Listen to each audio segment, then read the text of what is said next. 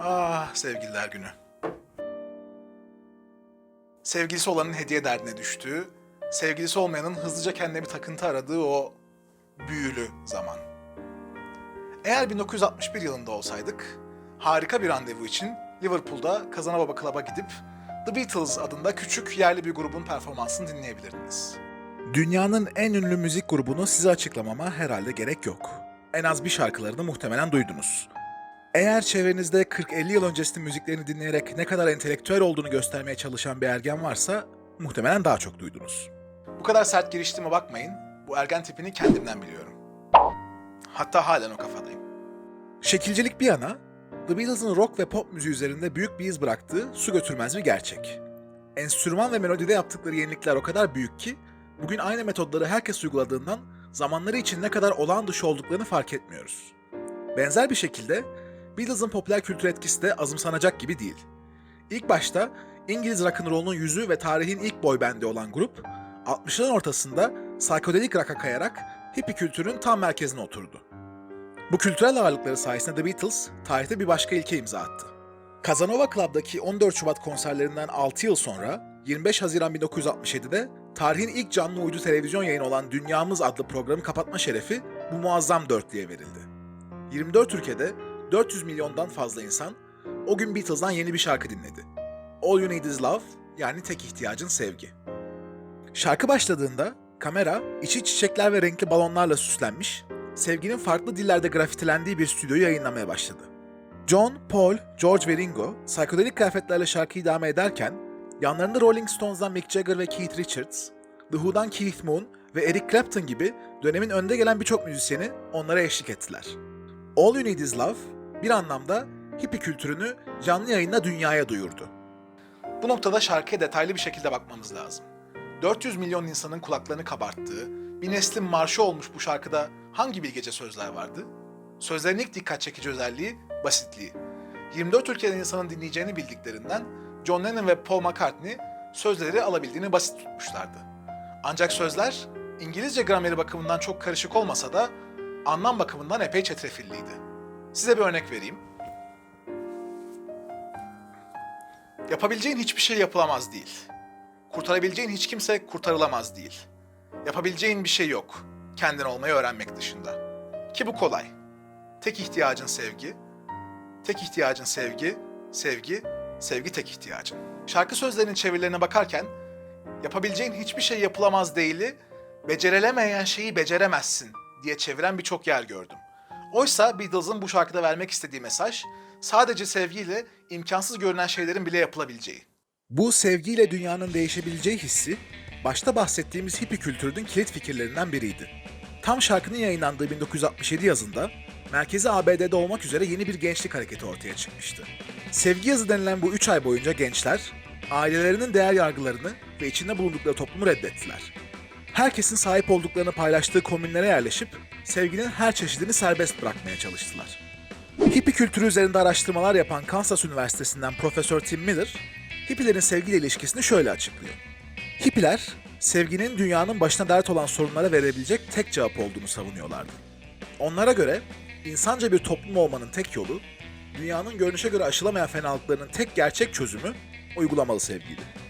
Hippilerin sevgiye yükledikleri bu anlamı düşününce, All You Need Is Love'ın dönemin kafa yapısını ne kadar iyi yansıttığı daha net anlaşılıyor.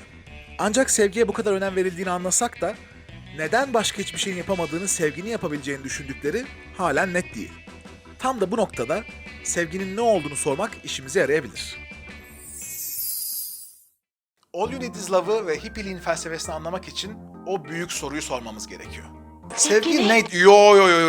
Öyle sevgi hakkında beylik sözler söyleyip konuyu kapatmayacağız. Türkan Şoray'ın sevgi hakkındaki sözlerinde felsefi olarak kayda değer fikirler var. Ama genelde bu sözleri o kadar düşünmeden ortaya atıyoruz ki o derin anlamı sindirmeden geçiyoruz.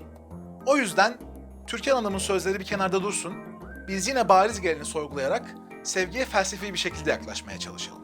Sevgiyi tanımlamak için iki farklı yöntem kullanılabilir. İlki, farklı kişilere duyduğumuz farklı sevgi çeşitlerini ayırıp bu farklı üzerinden sevgiyi anlamak. Biz bu yöntemi kullanmayacağız. Sevginin nasıl farklı çeşitlere ayrılabileceğini merak ediyorsanız, Dilozof'tan Dilara'nın Antik Yunan'daki 6 farklı sevgi çeşidi hakkında yaptığı videoyu izlemenizi tavsiye ederim. Bizim kullanacağımız yöntem, bütün bu farklı sevgi çeşitlerinde ortak olan şeyi, yani sevginin özünü bulmak. Bu yöntemi tercih etmemizin nedeni, hippilerin sevgi anlayışının oldukça geniş olması. Hippilik, hem ruhani, hem kültürel, hem de siyasi görüşleri olan bir akımdı. Bu kadar çok farklı alanda temel olarak kullandıkları sevgi kavramı, sadece aileye hissedilen sevgiye ya da sadece şehvetten gelen sevgiye dayalı olamaz. Öyleyse kime ve her ne kadar hissediyorsak hissedelim, bütün bu sevgilerde ortak bir şey olmalı. Cevap, Hollandalı Yahudi filozof Benedictus de Spinoza'da olabilir. Spinoza, ölümünden sonra yayınlanan Etika adlı eserinde Tanrı'nın varlığından insan psikolojisine, oradan da ahlaki kurallara bütün düşünce sistemini aşama aşama kuruyor. Bu kitapta sıra duygulara ve insan psikolojisine geldiğinde, Spinoza çok basit hisler ve ihtiyaçlar üzerinden farklı duyguları anlatmaya başlıyor. Sevgi tanımı da şöyle. Söylemiş olduğum şeylerden sevgi ve kinin ne olduğu açıkça anlaşılır. Yani sevgi, bir dış nedenin fikriyle birlikte olan sevinçten başka bir şey değildir. Bundan sonra seven kimsenin sevdiğiyle birlikte bulunmaktan zevk duyduğunu, onu elinde tutmaya çalıştığını görüyoruz. Bu tanımı daha iyi anlamak için Spinoza'nın sevinci nasıl tanımladığına da bakmamız gerek. Spinoza, bütün duyguların temel iki duygudan geldiğini söylüyor. Varlığımızı arttıran ya da güçlendiren durumlarda hissettiğimiz sevinç ve varlığımızı azaltan ya da güçsüzleştiren durumlarda hissettiğimiz keder. Biraz düşününce bu temel iki duygu fikri oldukça mantıklı geliyor. İyi bir yemek, vücudumuzun enerji ihtiyacının karşılanması demek. Haliyle sevinç hissediyoruz. Derimizdeki bir kesik ise vücut bütünlüğümüzün bozulması ve kan kaybı demek. Bu durumda da acı veya keder hissediyoruz. Bu şekilde düşününce bize sevinç veren şey bizden başka bir varlık olunca ona yönelik hissettiğimiz duygunun sevgi olması oldukça mantıklı. Lezzetli bir yemeği sevdiğimizi söylüyoruz. Veya ailemiz bize verdikleri bütün desteklerle varlığımızı kelimenin her anlamıyla güçlendiriyorlar. Çok zorlarsak, çocuğunuz sizden bir parça olduğundan sevgilinize duyduğunuz sevgi, varlığınızın kelimenin tam anlamıyla artmasına neden oluyor diyebiliriz. Asıl ilginç olan, Spinoza'nın bu basit ve mantıkla aşama aşama ilerleyen tanımlardan vardığı ahlaki prensibin hippilerden çok da uzak olmaması. Nefreti sadece sevginin yenebileceğini söyleyen Spinoza, sevginin nefrete karşı ahlaki olarak tek doğru cevap olduğunu söyleyecek kadar ileri gidiyor. Önerme 46. Bütün kin duyguları kötüdür. Öyleyse her kim aklın düsturuna göre yaşarsa, mümkün olduğu kadar kin gibi duyguların hükmü altında bulunmamaya çalışacaktır. Ve bunun sonucu olarak bir başka insanın da kinin hükmü altına girmemesi için çabalayacaktır. Fakat kin, ona karşılık verilen bir kin ile artar ve tersine sevgiyle söndürülür. Böylece o kin sevgiye çevrilir. Öyleyse her kim aklın düsturuna göre yaşarsa, kine sevgiyle yani yüksek gönüllülükle cevap vermeye çalışacaktır. Ancak bu demek değil ki Spinoza %100 bir hippi. Ben şahsen kendisini dreadlocklarla hayal edemiyorum. Ancak Spinoza'nın felsefede ne kadar saygın bir filozof olduğu düşünülürse, sevginin her şeye kadir olduğu fikri o kadar da beylik olmayabilir. Ancak eğer bu fikir bu kadar mantıklıysa neden bugün hepimiz hippi değiliz? Neden hippilerin sevgi anlayışı mantıklı bir fikir değil de uçuk bir hayalperestlik gibi gözüküyor? Tek ihtiyacın sevgi diyen Beatles'a verilebilecek en kolay cevap, yo, başka şeylere de ihtiyacımız var olsa gerek. Gerçekten herkesi sevebilir miyiz? Herkesi sevmeli miyiz? Yoksa her duygunun farklı bir işlevi mi var? Duyguların farklı ihtiyaçlarımızı gidermeye hizmet ettiklerini savunan bakış açısına psikolojide işlevselcilik deniyor. Bu açıdan baktığımızda her duyguya çok temel ihtiyaçlarımızı karşılamak için bir rol verebiliyoruz. Korkunun hayatta kalma şansımızı arttırması ya da öfkenin çatışma anında kendimizi savunmak için yeterli güç ve reflekse sahip olmamızı sağlaması gibi. Eğer bu şekilde bakarsak sevginin de belli bir işlevi var. Spinoza'nın tanımında da bu işlevi kısmen görmüştük hatta. Sevdiğimiz şeyleri bize yakın tutmak. Güzel bir yemek vücudumuza enerji verdiği için faydalı. Sevdiğimiz bir insan onunla ileride yapacağımız çocukla ırkımızın devamını sağladığı için bir faydaya sahip. Eğer sevgiyi ilk başta aldığımız genel tanımıyla kullanırsak diğer duygulardan çok da bir farkı kalmıyor o zaman. Haliyle sevginin her şeye verilebilecek en iyi cevap olduğundan da o kadar emin değiliz gibi. Bu durumda başka duygularda belli durumlar için iyi cevaplar olabilir. Örneğin sevginin tam karşıtı olan öfke ve nefret. Gerçekten kötü olduğunu düşündüğümüz birisinden nefret ediyorsak, bu nefretin yanlış veya haksız olduğunu düşünebilir miyiz? Tam tersine bu nefretin bizim ahlaki olarak doğru yolda kalmamızı sağlayan bir pusula olduğunu bile düşünebiliriz. Hippilerle çoğu konuda hemfikir olan bazı sosyal hareketler tam da bu nedenle hippileri eleştiriyorlardı. Profesör Tim Miller'ın kitabında aktarılan ve 60'larda başka bir muhalif grup tarafından yapılan eleştirilerden biri şöyle. Hippilerin felsefesi, herkese yönelen bir sevgi olması gerektiğini düşünen bir siyaset felsefesi. Sevgi iyi bir şeydir. Ancak nefret edilisi olandan nefret etmek de gerekli ve önemlidir. Bu hisse çoğumuz katılacaktır diye düşünüyorum. Nefretin de sevgi kadar gerekli olabileceği düşüncesi, sevgiye biçilen özel rolü sorgulamamıza neden oluyor. Neden sahip olduğumuz duygulardan sadece biri olan sevgi, diğer duygulara göre daha önemli olsun ki? Öfke, düzeltilecek yanlışları görmemizi sağlıyor ve korku bizi tehlikelerden koruyorsa, diğer duygular da sevgi kadar gerekli değil mi? Sevginin karşısına çıkacak bütün dertliliği ineceği fikrine günümüzde başka isimler de veriliyor. İdealistlik, polyannacılık ya da düpedüz hayalperestlik. 60'larda ve 70'lerde gençlik sevgiyle dünyayı değiştirebileceğine ne kadar samimi bir şekilde inandıysa, bugün biz onları o kadar uçuk buluyoruz. Günümüzde bu radikal sevgi anlayışının marjinalleşmesinde 70'lerden sonra yapılan eleştirilerin de etkisi oldukça fazla. Bu idealizm suçlaması şiddetli olduğu kadar modern kafalı bizlere ister istemez makul geliyor. Amerikalı hukukçu Robert Bork bu eleştirinin en sert örneğini sunuyor muhtemelen. Gerçek insanların sevmeye sınırsız bir kapasitesi yoktur. Olan sevme kapasiteleri de fazla değildir. Vaiz vaazında ne derse desin, diğer insanların sonsuz değere sahip olduklarını düşünmezler. Diğer insanlarla kendilerini kardeş görmeleri için gereken sınırsız enerji ve özveriye de sahip değillerdir. Böyle sudan fikirlere dayalı herhangi bir toplum felakete mahkumdur. İnsanların gerçek idealleri, algıları ve çıkarları birbirlerinden ayrıdırlar ve birbirleriyle çatışma halindedirler. Ve bu hep böyle olacaktır. Bork'un son derece sert bir dille söylediğine, aynı sertlikte olmasa da çoğu insan katılacaktır. Modern insan sevgiyi tamamen reddetmese de, insan doğasının sevgiye dayalı olduğuna pek inanmıyor. Kin ve çatışmanın sevgiden çok daha temel ve kalıcı olduğunu düşünüyoruz. Sevginin bütün sorunları çözebileceği ya da tek ihtiyacımızın sevgi olduğu düşüncesi fazlasıyla absürt geliyor. Ancak Robert Bork'un sözlerini bağlamına oturtmak lazım. Bork, 1996'da bu sözleri yazmadan 23 yıl önce Richard Nixon hükümetinde görev alıyor. Aldığı görev de öyle basit bir şey değil. 20 Ekim 1973 akşamı Nixon, kendisinin yasa dışı eylemlerini ortaya çıkaracak Watergate skandalının soruşturmasını durdurması için ABD Başsavcısı Elliot Richardson'a görev veriyor. Ancak Richardson bu emri reddedip istifa ediyor. Yerine geçen başsavcı yardımcısı William Ruckelshaus, Nixon'dan yine aynı emri alıyor. Ancak kendisi de bu emri reddedip istifa ediyor. Aynı gece ABD Başsavcısı koltuğuna oturan 3. kişi olan Robert Bork, en sonunda Nixon'ın emrine uyup bu soruşturmayı yürüten Archibald Cox'u görevden alıyor. Ardından Nixon'ın bunu kendi yasa dışı işlemlerini gizlemek için yaptığı ortaya çıkınca da kendisinin istifasıyla sonuçlanacak süreç başlamış oluyor. Bu küçük hikayeyi size anlatmamın sebebi, Bork'un hippilere çok da tarafsız bir gözden bakmadığını göstermek. 60'ların sonu ve 70'lerin başındaki hippi hareketi tam da Nixon'a muhalefet eden bir gruptu. Haliyle Nixon'ın emrinde olan Bork'un hippilerin fikirlerini gerçek dışı bulması, hayatı da içinde sevgiye yer olmayan bir güç mücadelesi olarak görmesi şaşırtıcı değil. İnsanların felsefi fikirlerine bakarken kendi çıkarları bu fikirlerini etkiliyor mu bakmak, o çıkarlar uğruna kandırılmamızı önlemek için oldukça gerekli. Keşke birisi çıkarlarımızı kenara bırakarak felsefe tartışmak için bir yöntem sunmuş olsaydı. Ancak Beatles sevgimden anlaşılacağı üzere ben de çok tarafsız değilim.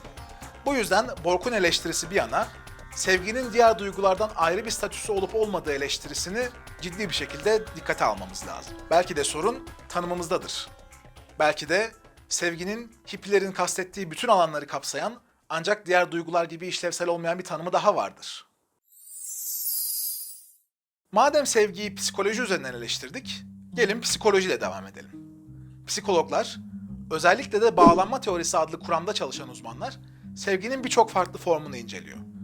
Sevgililer arasındaki sevgi, aile fertleri arasındaki sevgi ya da dostlar arasındaki sevgi gibi.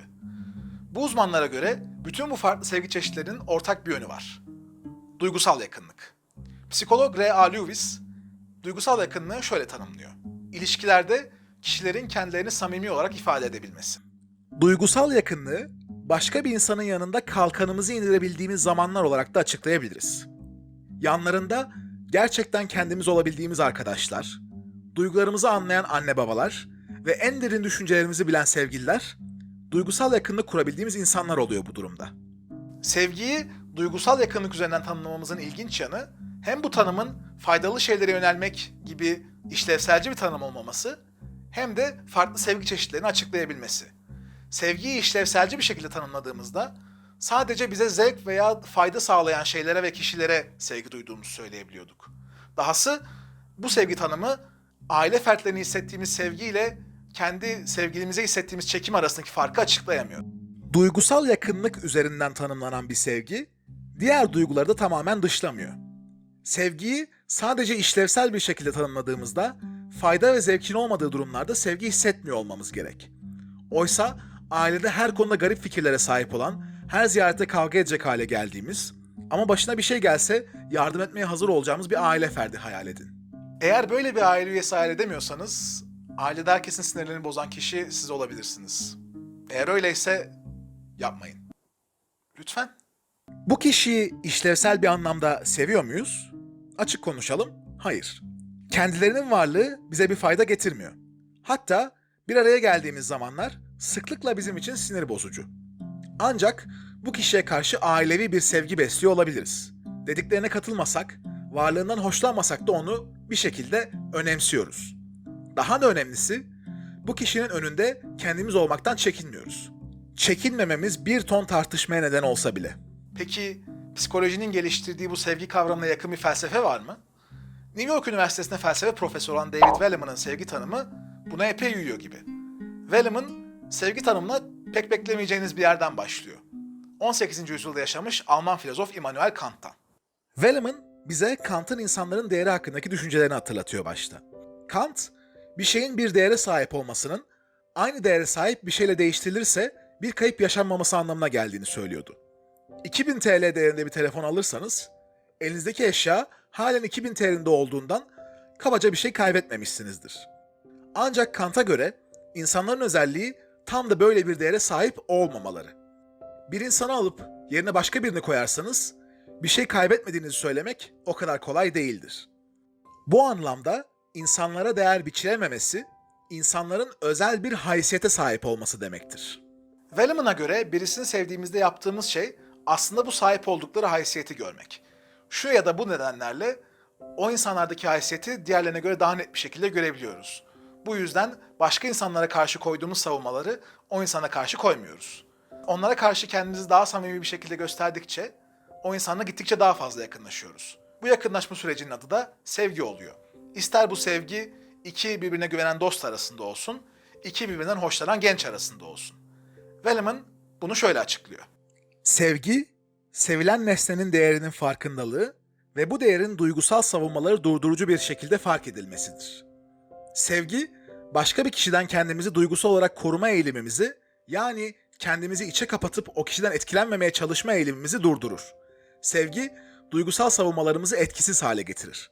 Bizi başkasına karşı savunmasız yapar.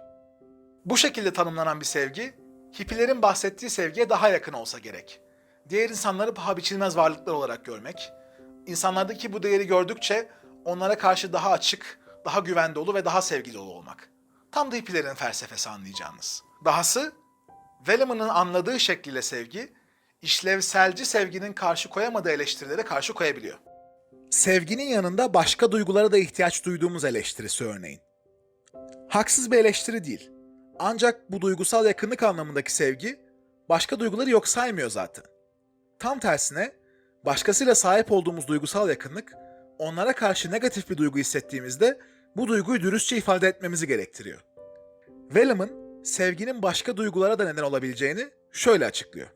Bir insana duyulan sevginin serbest bıraktığı tepkiler genellikle olumludur. Çünkü bu duygular o kişideki değerin fark edilmesiyle serbest bırakılmıştır. Bu farkındalık da olumlu bir tepkiye yol açmaya daha yatkındır. Ancak bu tepkilerin sadece olumlu olması gibi bir gereklilik yoktur. Sevgi tam tersine incinme, öfke, dargınlık ve hatta nefret hissetmemize de yol açabilir. Bu durumda sevginin diğer duyguları da kapsayan, herkese karşı hissedilebilen ve hissedilen kişinin sonsuz haysiyetine göre davranmamızı sağlayan bir duygu olduğunu söyleyebiliriz.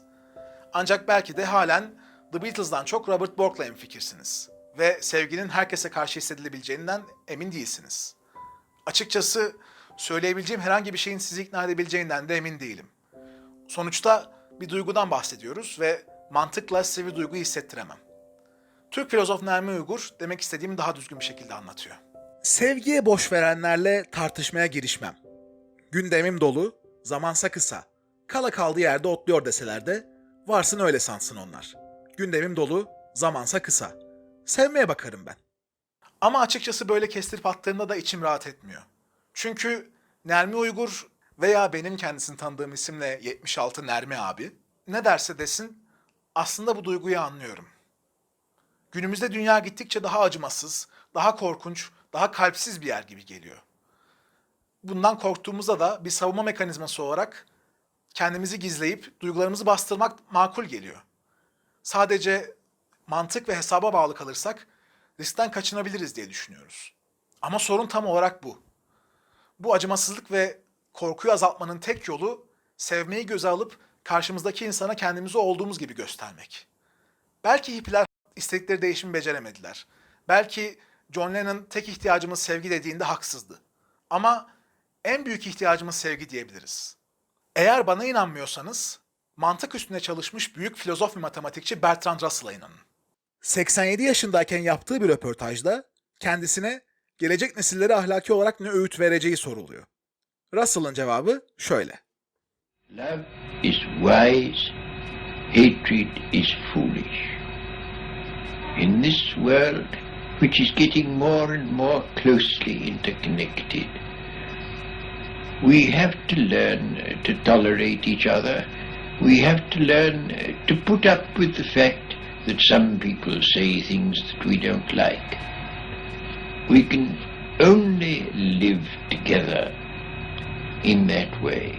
And if we are to live together and not die together, we must learn a kind of charity and a kind of tolerance, which is absolutely vital to the continuation of human life on this planet. Love, love, love. Love, love, love. Love, love, love. Love. There's nothing you can do that can't be done. There's nothing you can sing that can't be sung. Nothing you can say, but you can learn how to play the game. It's easy. There's nothing you can make that can't be made. No one you can save that can't be saved. Nothing you can do, but you can learn to be you in time. It's easy. All you need is love. All you need is love. All you need is love. Love. Love is all you need. Love, love, love. Love, love, love. Love, love, love, love, love. All you need is love. All you need is love.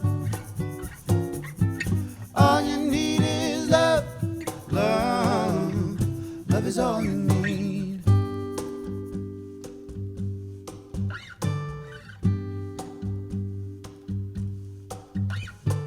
There's nothing you can know that isn't known. Nothing you can't see that isn't shown. There's nowhere you can be that isn't where you're meant to be. It's easy.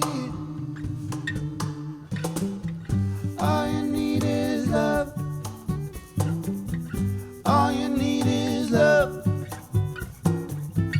All you need is love. Love. Love is all you need.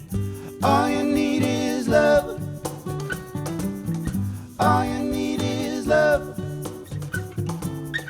All you need is love. Love. Love is all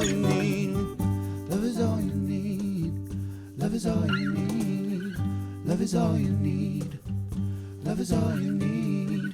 Love is all you need. Love is all you need. Love is all you need. Love is all you need. Love is all you need. Love is all you need. Love is all you need. Love is all you need. Love is all you need. Love is all you need. Love is all you need. Love is all you need. Love is all you need. Love is all you need.